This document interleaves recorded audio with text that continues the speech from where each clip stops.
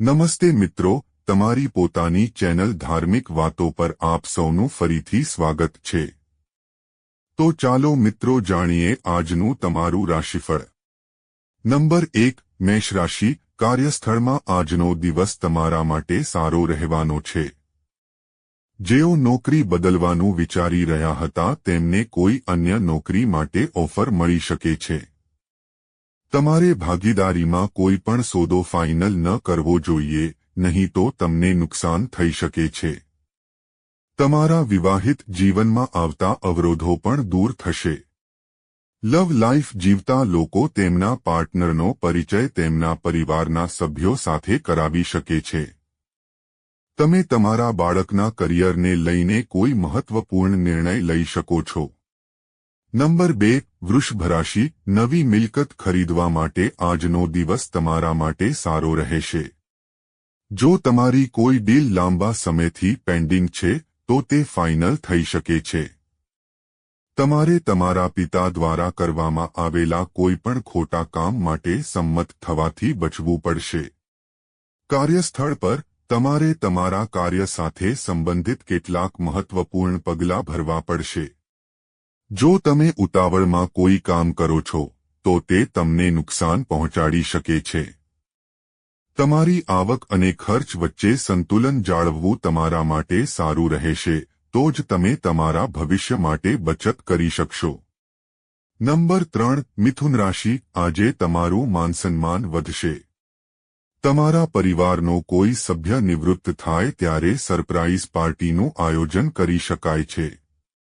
વિદ્યાર્થીઓના ઉચ્ચ શિક્ષણનો માર્ગ મોકળો થશે। નોકરિયાત લોકોના બોસ આજે તેમના કામથી ખુશ રહેશે, જેના કારણે તેમનો પગાર પણ વધી શકે છે।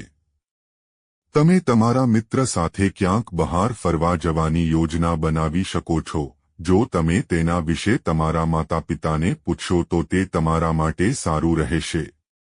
તમારે તમારી આસપાસ રહેતા વિરોધીઓને ઓળખવાની જરૂર છે। નંબર 4, કર્ક રાશિ। આજનો દિવસ તમારા માટે મિશ્રિત રહેવાનો છે। તમે તમારી આવક વધારવા માટે તમારા પ્રયત્નોને ઝડપી બનાવશો, જેમાં તમે સફળ થશો। વિદ્યાર્થીઓ તેમનું ધ્યાન અભ્યાસમાંથી અન્ય પ્રવૃત્તિઓ તરફ વાળશે, જેના કારણે તેમની પરીક્ષામાં મુશ્કેલી આવશે।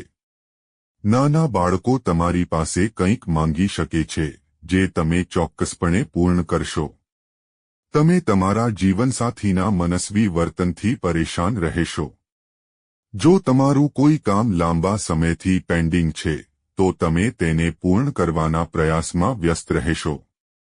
નંબર 5, સિંહ રાશિ। આજનો દિવસ તમારા માટે કોઈ ધાર્મિક કાર્યક્રમમાં ભાગ લેવાનો છે। તમારો તમારા પિતા સાથે કોઈ મુદ્દે વિવાદ થઈ શકે છે અને તમારે કોઈ મોટું રોકાણ કરવાનું ટાળવું પડશે। જો તમે તમારા બાળકને કોઈ જવાબદારી આપો છો તો તે તેને પૂરી કરશે। કાર્યસ્થળ પર લોકો તમારી વાતનું સંપૂર્ણ સન્માન કરશે અને કોઈપણ કાર્યમાં ઉદ્ભવતી સમસ્યાઓને હલ કરવાનો પ્રયાસ કરવો પડશે। નંબર 6, કન્યા રાશિ। આજનો દિવસ તમારા માટે તમારા વધતા ખર્ચ પર નિયંત્રણ રાખવાનો છે। તમે તમારા ખર્ચને લઈને ચિંતિત રહેશો અને પિતા તમને તમારા ખર્ચનો હિસાબ માંગી શકે છે। તમારે તમારા બાળકોની સંગત પર વિશેષ ધ્યાન આપવું પડશે। જો તમે કોઈ જૂની યોજના શરૂ કરી છે તો તેને ગતિ મળી શકે છે। તમે તમારા પરિવારના સભ્યો સાથે પિકનિક વગેરે પર જઈ શકો છો, જેમાં જો સભ્યો વચ્ચે કોઈ મતભેદ ચાલી રહ્યા હતા તો તે પણ આજે ઉકેલાઈ જશે અને તમે તમારા જીવનસાથી માટે ભેટ લાવી શકો છો। નંબર 7, તુલા રાશિ। આજનો દિવસ તમારા માટે સખાવતી પ્રવૃત્તિઓમાં વ્યસ્ત રહીને નામ કમાવવાનો છે।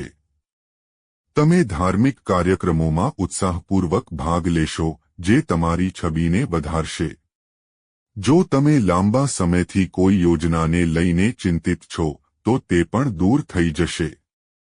તમારો કોઈ મિત્ર તમને લાંબા સમય પછી મળવા આવી શકે છે। તમારે તમારા બાળકો પર વિશેષ ધ્યાન આપવું પડશે, નહીંતર તેઓ ખોટી કંપની તરફ આગળ વધી શકે છે।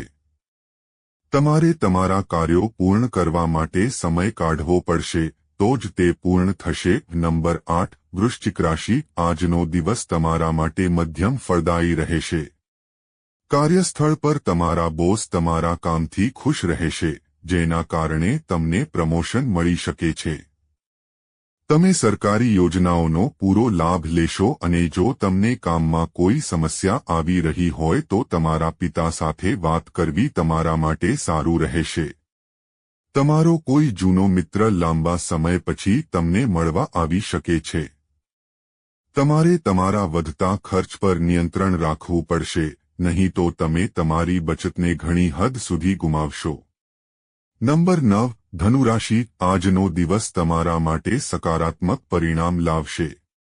કાર્યસ્થળ પર તમારી વિચારસરણીથી તમને ફાયદો થશે અને લોકો તમારો સાથ આપશે, પરંતુ તમારે કેટલાક ઈર્ષાળુ લોકોથી સાવધાન રહેવાની જરૂર છે.